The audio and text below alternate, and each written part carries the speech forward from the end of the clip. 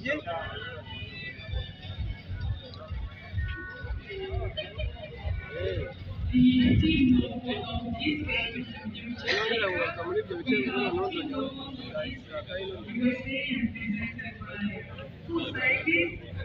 number 151, he's Khaled Shafir. We have number 152. So, Peter, we have number 153 from and number 154 from